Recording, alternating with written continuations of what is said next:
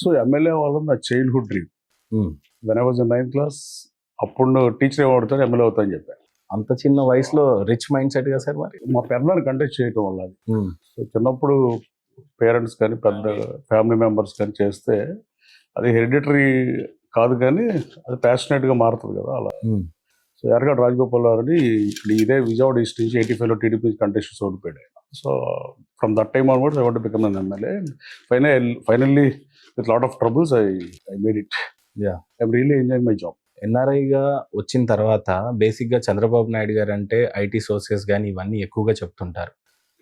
టీడీపీని కాదనుకొని వైఎస్ఆర్సీపీకి వెళ్ళడానికి గల కారణాలు అంటే మీరు టికెట్ అడిగారు రాలేదు అనేది ఒక వాదన, ఆ తర్వాత వైఎస్ఆర్సీపీకి వెళ్ళినట్టు వినిపిస్తుంది. అది పెద్ద కన్ఫ్లిక్ట్.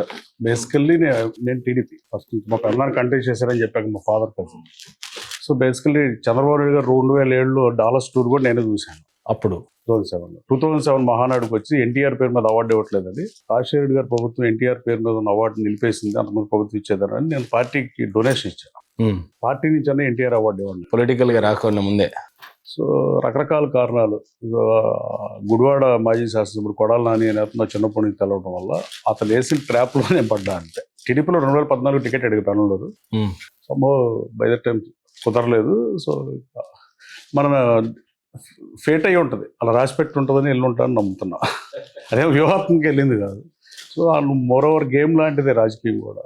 గేమ్ ఎవరి మీద ఆడదాం, ఏ కంట్రీ మీద ఆడదాం, ఈ కంట్రీ మీద నేను ఆడని టీమిండియాలో ప్లేయర్ ఎవరు చెప్పడు కదా, చెప్పలేడు. So we have to fight. 10,000 మైళ్ళు అమెరికా వెళ్ళే ఉద్యోగం కోసం, ఉపాధి అవకాశాల కోసం 10,000 మైళ్ళు అవతలకి వెళ్ళే ఉద్యోగం చేసింది నాకు. నా కాన్షియస్ కాకుండా పక్కనే పోటీ చేద్దామని గన్నవరం పోటీ చేశా. అది పెద్ద కంచుకోట అనేది ఫ్యాక్టే, దాన్ని ఎట్టగొట్ట గెలుద్దాం అని పాదయాత్ర చేశా.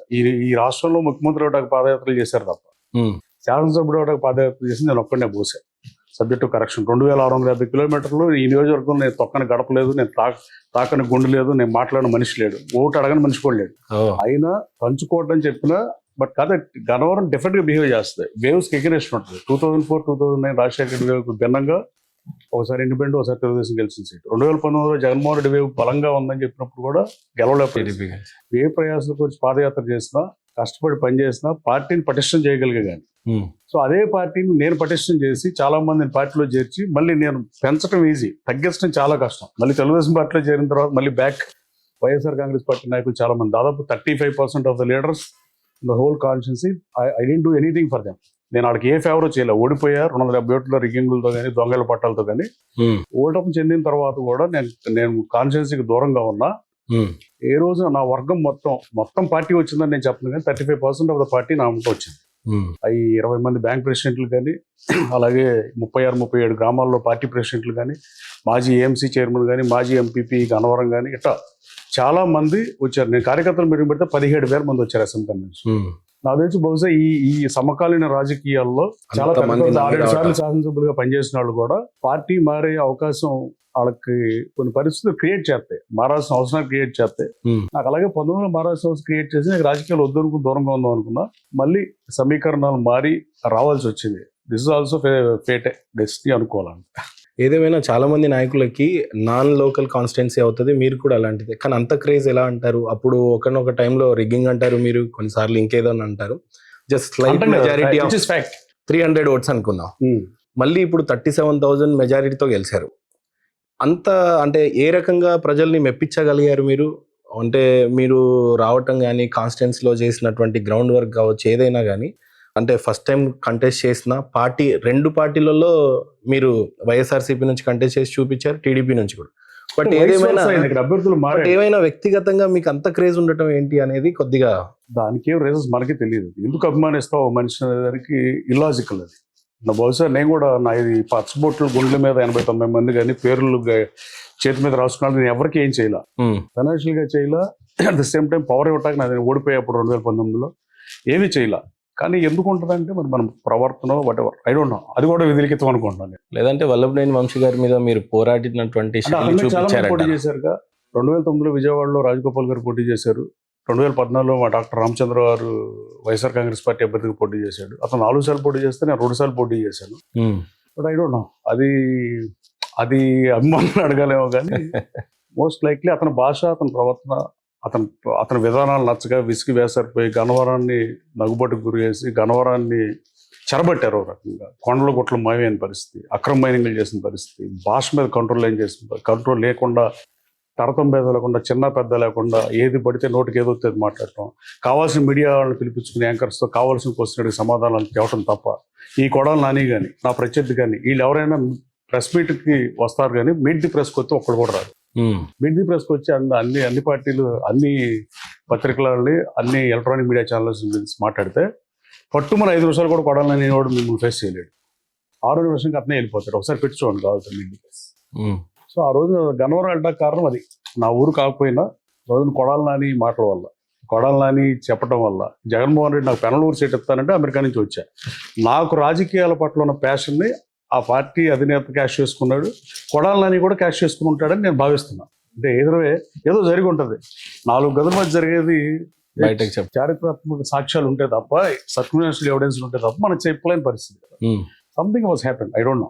And one more thing, I one the seat అని 270 votes మార్చి చేర్చుకుని తర్వాత గవర్నమెంట్ వచ్చినాక అతను మారతాను అన్నాడని, కొడాలి నాని నేను చేపించాడని ఓ వర్షం ఉంది. నేను అసలు 10:30కే ఓడిపోతున్నానని చెప్పా.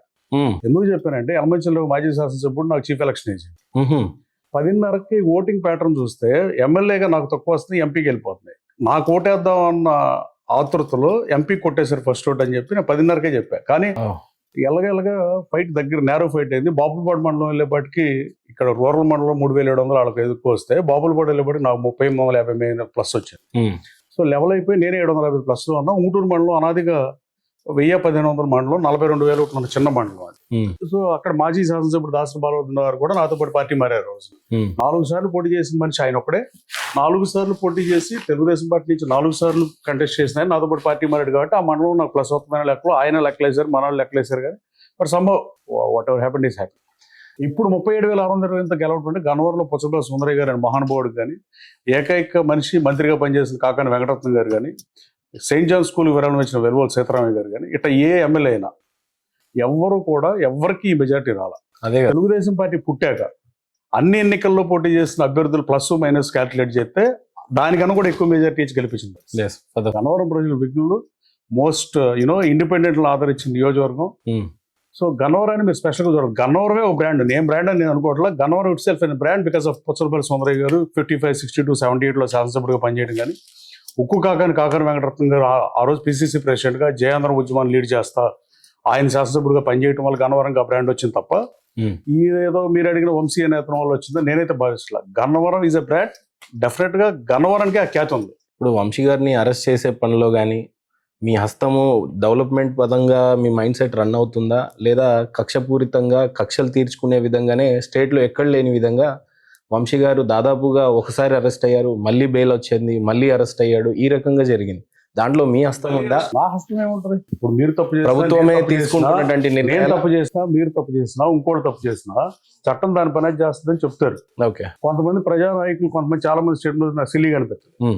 చాలా మంది మంత్రులుగా పనిచేసిన వాళ్ళు కూడా మీ మీడియాతో చెప్తా ఉంటారు, నేను కోర్టు తీర్పు శిరసా వహిస్తున్నాను. అసలు మనం శిరసా వహించినా శిరసా వహించకపోయినా చట్టరీత్యా నేరం చేసినప్పుడు పోలీసు వాడు తీసుకెళ్తాడు, అలాగే కోర్టులు శిక్షిస్తాయి. మనం దాన్ని స్వాగతించినా స్వాగతించకపోయినా ఇది అంటే పొలిటికల్ సాంప్రదాయాల్లో గత 70 సంవత్సరాల స్వతంత్ర భారతదేశంలో ఈ ఓట్స్ మారకుండా కొన్ని అయ్యే పాత రికార్డ్స్ లాగా ప్లే చేస్తున్నారు.